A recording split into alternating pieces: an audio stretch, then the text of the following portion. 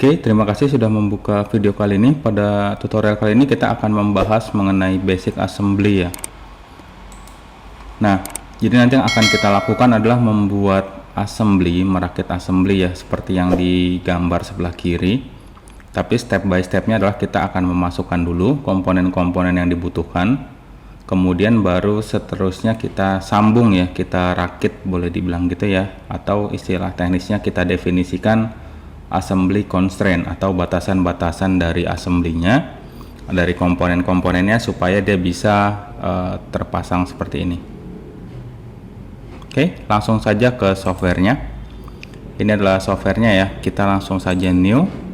Nah, di sini kita bisa pilih file part or assembly. Di sini bisa kita namain misalnya toggle. Oke. Nah, kemudian tahap selanjutnya di sini kita masuk ke menu assembly. Lalu di sini kita pilih ya menu di sebelah paling kiri, pilih yang insert multi atau multi insert. Jadi biar kita bisa memasukkan sekaligus gitu ya. Nah, ini kita search aja. Di sini ada tombol search, ada juga open dokumen. Kita bisa search. Lalu rekan-rekan ketika sudah ada ZW-Soft-nya ya, ketika sudah ada ZW3D, silahkan cari di C program file ZW-Soft.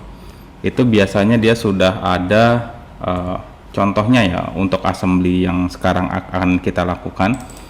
Masuk ke ZW3D, versinya tergantung versi di komputer teman-teman. Lalu masuk ke folder training, cari di bawah ada toggle underscore clamp. Nah, ini kita open. Nah, kemudian di sebelah kiri di file or part, di sini tampil semua ini ya, semua tipe file yang tersimpan dari menu atau dari file toggle underscore clamp yang tadi.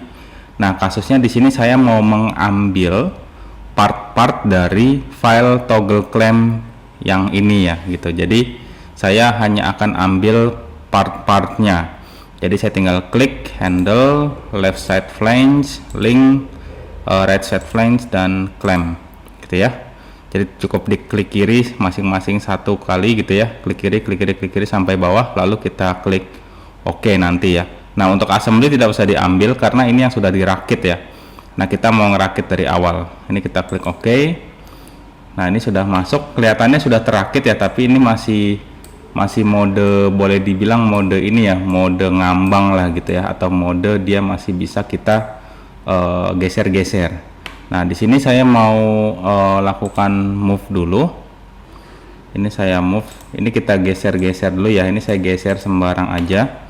Ini hanya untuk ini ya, sebagai gambaran aja. Ketika awalnya misalnya dia filenya ini ya, filenya pecah atau filenya ngambang gitu ya. Oke, untuk move-nya, sorry ini saya ulangi ya, untuk yang bagian ini. Untuk move-nya kita pilih move, lalu pilih aja yang paling kiri, lalu diklik kiri ya si komponen yang mau kita move. Jadi tinggal kita klik, maka akan muncul aksis ya.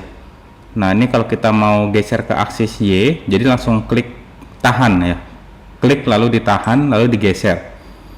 Nah, digeser, lalu saya mau geser lagi ke Z ya, lalu saya klik tahan Z, saya tarik ke atas. Oke. Nah, ini adalah step cuma untuk memisahkannya aja ya. Jadi di beberapa kasus nanti misalnya rekan-rekan memasukkan komponen dari desain yang sama sekali belum di assembly ya. Kalau tadi kan udah di assembly, jadi sudah kelihatan preview nempelnya gitu ya. Nah, kalau misalnya rekan-rekan benar-benar bikin dari baru dan belum di assembly, itu biasanya ya sudah terpecah-pecah seperti ini ya gitu.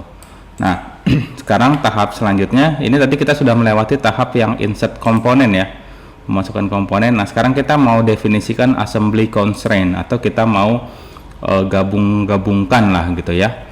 Nah, pertama di menu assembly yang perlu rekan-rekan pahami, di sini ada namanya constraint status. Kalau kita klik, nah ini ada beberapa tipe ya, ada unconstrained, underdefined, well-defined, ada anchor, ada over define, inconsistent, sama outside scope.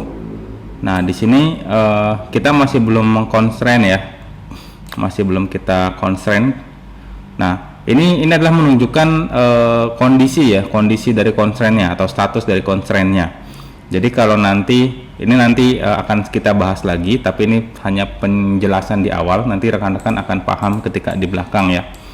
Oke, kita lanjut saja. Pertama kita berikan anchor-nya dulu ya, atau kita berikan fix-nya. Jadi komponen mana yang dia tidak akan bergerak kemana-mana. Jadi perlu jangkar ya, kayak kapal ya, biar dia diem, dia harus dijangkar atau di fix gitu ya.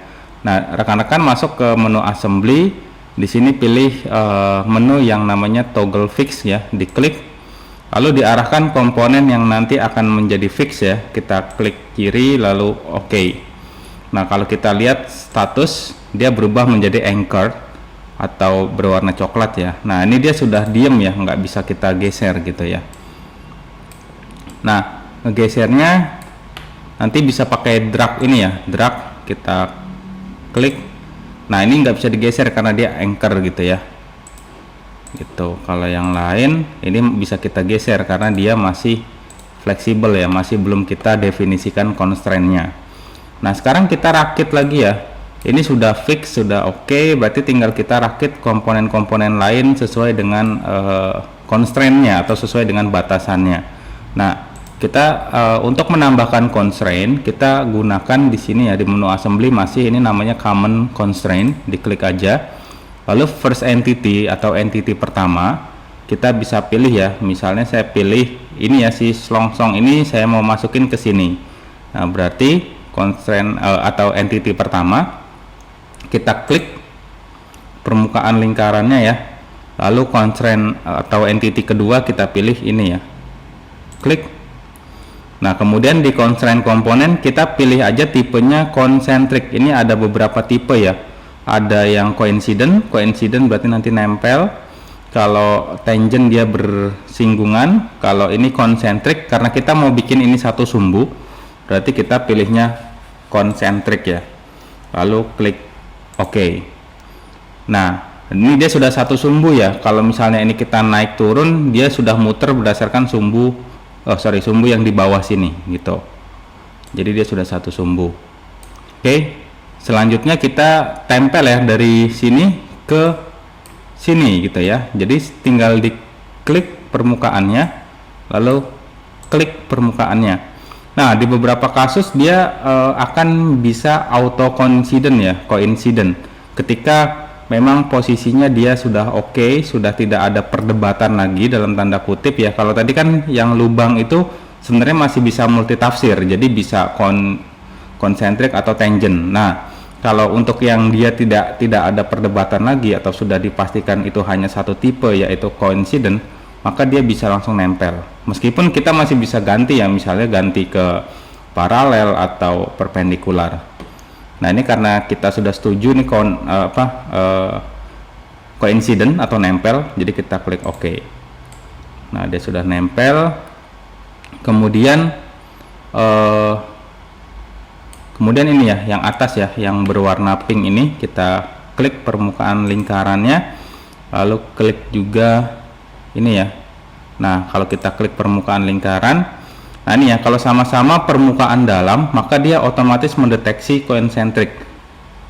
Concentric ya. Kalau yang pertama tadi kan saya lingkaran sama pinggirannya ya, makanya dia masih menempel di sini. Nah, kalau misalnya kita mengkliknya pas antara permukaan tabung ini ya, lingkaran ini dengan permukaan dalamnya, maka dia otomatis mendeteksi adalah concentric. Ini kita klik OK. Lalu ini permukaannya dengan ini kita klik, maka dia sudah langsung mendeteksi bahwa coincident. Oke. Nah, kemudian ini ya, kita klik, kita mau tempel ke sini ya, karena ini lebarnya antara atas dan bawah sama, jadi kita bisa pilih permukaan atas atau permukaan bawah sama aja. Nah, sekarang si yang ini ya, si base yang hijau ini yang di sebelah kanan dia baru nempel. Tapi ini dia masih bisa atas bawah gitu ya, masih bisa bergeser-geser. Maksudnya gini, ini saya oke dulu ya. Nah, ini kalau kita lihat constraint status, nah ini yang berwarna biru masih bisa bergerak ya. Ini yang putih belum di constraint. Nah, dia kalau kita move, kita drag si hijau ini ya, dia masih bisa bergerak ke atas dan ke ke sumbu ini ya, Z dan sumbu X gitu ya. Nah kalau kita lihat, nah dia sudah menempel gini ya, sudah menempel permukaannya dengan ini gitu ya. Nah sekarang kita bikin dia antara permukaan ini depannya dengan ini itu sudah coincident ya, jadi berarti nanti dia sudah nggak bisa kita gerakin ke sumbu X lagi gitu ya. Dan juga nanti otomatis sumbu Z nya kita kunci bagian bawah dengan bawahnya si yang tadi jadi anchor, otomatis nanti dia sudah tidak bisa bergerak lagi. Nah contohnya gini ya, ini kita langsung command constraint, kita klik permukaan ini dengan permukaan ini, lalu ini sudah otomatis mendeteksi ini ya, coincident, klik OK. Kalau saya OK dulu ya, saya tutup dulu, saya drag lagi. Nah ini dia sudah nggak bisa kita geser ke arah X ya. Nah dia udah nggak bisa, udah tinggal atas bawah aja ya, udah tinggal Z, karena Z belum kita constraint. Nah kita tambahin aja constraint lagi di bagian bawah, ketemu bawah ya, ini sudah terdeteksi, lalu OK. Nah karena tadi yang sebelah kiri ini sudah menjadi anchor atau dia fix tidak bergerak, maka yang ini karena sudah kita kondisikan sesuai dengan yang kiri, maka dia akan otomatis tidak bisa bergerak. Nah ini sudah tidak bisa bergerak lagi ya, sudah nggak bisa saya geser. Kalau kita lihat di constraint status, dia sudah berwarna hijau, well defined, berarti sudah terdefinisikan dengan baik gitu ya. Jadi di beberapa kasus kita mesti bikin well defined, tapi bisa juga tidak, bisa juga under define ya. Misalnya bagian yang mau kita lihat nanti bisa kita geser-geser ya, kita gerak-gerakan. Oke, kemudian saya mau geser dulu ya bagian ini ya, bagian ini kita geser dulu. Nah ini kita geser, tadi saya menggesernya menggunakan menu drag ya, drag, kita klik, ini kan masih bisa bergeser. Nah kenapa saya geser, karena tadi secara posisi dia kelihatannya udah pas, tapi sebenarnya constraint-nya belum dikasih gitu ya. Jadi kita kasih constraint dulu, baru nanti ya kita kasih constraint dulu ya biar dia benar gitu ya. Oke, kemudian kita kasih lagi command constraint bagian ini, permukaan dengan permukaan dalam ya, ini sudah otomatis mendetek concentric. Oke, lalu yang sebelah sana ya sekalian ya, jadi ini bisa sekali-sekali atau langsung banyak juga bisa ya. Nah kalau misalnya sarannya sih biasanya enaknya langsung banyak aja biar nggak usah bolak-balik gitu ya. Oke, lalu tinggal kita tempel saja permukaan ini dengan permukaan ini, klik OK. Nah ini sudah jadi ya. Oke, kita lihat dulu status constraint-nya ya. Oke, ini sudah bisa bergerak, sudah ini ya. Kalau kita cek di drag, kita klik, nah ini sudah posisi yang kita inginkan.